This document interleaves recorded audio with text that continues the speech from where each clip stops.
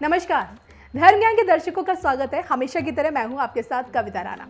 यूं तो भारत की धरती पर देखिए अनेकों तीर्थ स्थल हैं, लेकिन आज हम एक ऐसे तीर्थ स्थल की बात करेंगे जहां 78,000 ऋषियों ने तपस्या की, जहां से पृथ्वी का विस्तार करना आरंभ हुआ और जहां से वेदों, शास्त्रों और पुराणों की रचना हुई।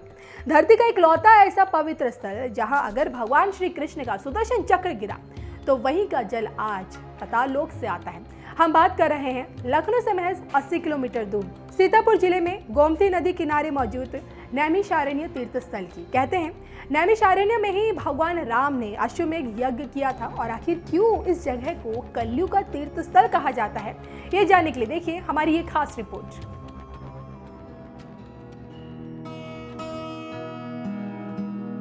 भारत अपनी सांस्कृतिक और धार्मिक धरोहरों के लिए प्रसिद्ध है और इन्हीं में से एक है उत्तर प्रदेश के सीतापुर जिले में स्थित नैमिषारण्य। ये स्थान जनमानस में तीर्थ या पावन धाम के रूप में प्रसिद्ध है। सतयुग के तीर्थ नैमिषारण्य का काफी पौराणिक महत्व है। इस तीर्थ का धार्मिक महत्व तो है ही, साथ ही आध्यात्मिक दृष्टि से भी इसे काफी समृद्ध माना जाता है। ये वही प्राचीन और पवित्र भूमि है जहाँ पर सतरूपा ने 23,000 वर्षों तक कठिन तपस्या करके भगवान को अपने पुत्र रूप में प्राप्त करने का वरदान पाया था।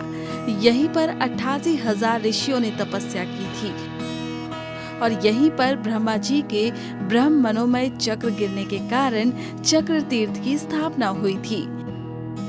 इसी नैमिषारण्य में महर्षि वेदव्यास जी ने वेद पुराण का वाचन किया था और हिंदू समाज में घर घर सुनी जाने वाली सत्यनारायण की कथा भी सबसे पहले यहीं सुनाई गई थी। मनुष्य सृष्टि का उत्पत्ति का केंद्र भी नैमिषारण्य है। यहीं पे राजा मनु रानी सतरूपा जी ने 23,000 वर्षों तक एक पैर और दो भुजा उठाए, एक पैर से खड़े होकर दोनों भुजाओं को ऊपर करके तपस्या किया है। उनकी तपस्या से प्रभावित होकर भगवान नारायण को बार बार पृथ्वी पे आना पड़ा। सत्यनारायण की कथा का प्रारंभ भी एकदा नैमिषारण्य से ही होता है। नैमिषारण्य में शिवलिंग धारिणी माँ ललिता देवी के रूप में प्रतिष्ठित हैं और इसी नैमिषारण्य से सटे मिश्रित तीर्थ क्षेत्र में सत्य की रक्षा के लिए अपने शरीर का दान करने वाले महर्षि दधीची का आश्रम है। इसी नैमिषारण्य मिश्रित क्षेत्र में प्रतिवर्ष होलिका दहन से ठीक 15 दिन पहले 84 कोसी परिक्रमा का आयोजन किया जाता है, जिसमें पूरे उत्तर भारत से लेकर पड़ोसी देश नेपाल के श्रद्धालु उत्साह के साथ सम्मिलित होते हैं। जी हम अतरौली से आए हैं। यहाँ से तकरीबन हरदोई जिले में पड़ता है अतरौली। यहाँ से तकरीबन 40 किलोमीटर की दूरी से हम लोग आए हैं। ये बहुत ही प्रसिद्ध तीर्थस्थली है, माता जी का स्थान है। यहाँ पे अनेकों लोगों की मनोकामनाएं पूरी होती हैं, अनेकों लोगों के दुख दूर किए जाते हैं। यहाँ पे आप देख रहे हैं भारी संख्या में श्रद्धालु आए हुए हैं, बाहर से श्रद्धालु आते हैं। हम लोग तो बहुत नज़दीक में हैं। ये हमारा मतलब बहुत बड़ा सौभाग्य है कि हम माता रानी के दरबार से इतनी नज़दीक हैं।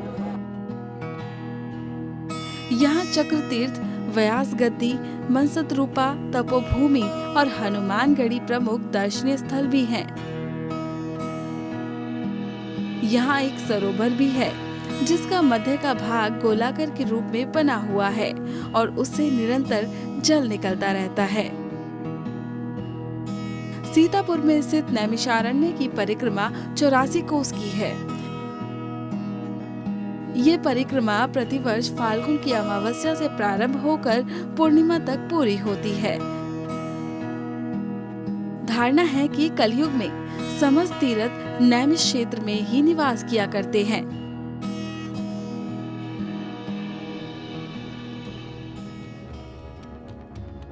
तो कहते हैं कि 4 युगों में 4 प्रमुख तीर्थों का अस्तित्व था।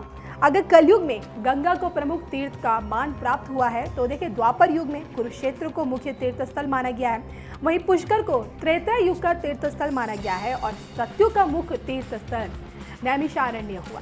और इतना नहीं, यही वो जगह है जहाँ देवी सीता अपने पुत्रों को भगवान श्री राम को सौंपकर धरती में समा गई थी।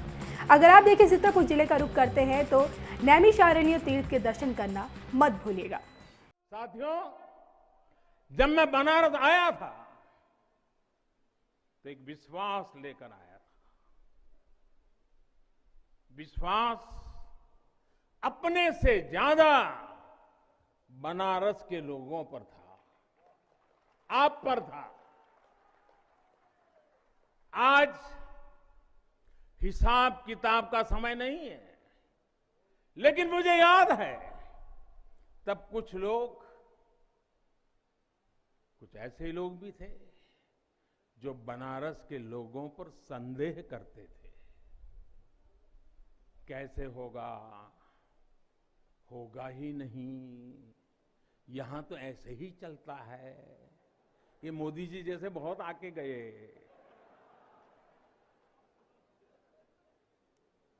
मुझे आश्चर्य होता था कि बनारस के लिए ऐसी ही धारणाएं बना ली गई थी, ऐसे तर्क दिए जाने लगे थे। ये जड़ता बनारस की नहीं थी, हो भी नहीं सकती थी। थोड़ी बहुत राजनीति थी, थोड़ा बहुत कुछ लोगों का निजी स्वार्थ, इसलिए बनारस पर आरोप लगाए जा रहे थे। लेकिन काशी तो काशी है, काशी तो अविनाशी है। काशी में एक ही सरकार है।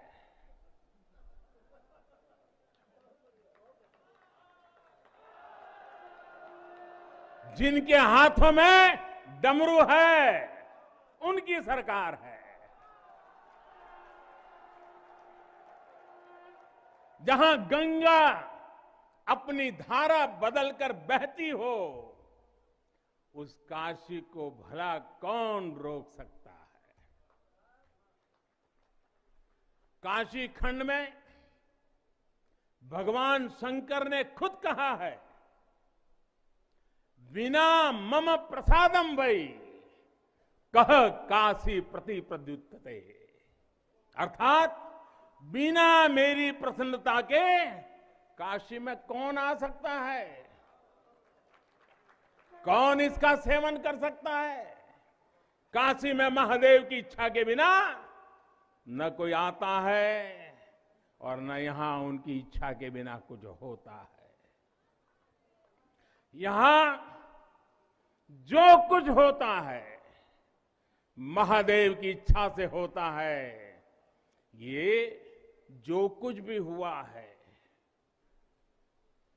महादेव ने ही किया है।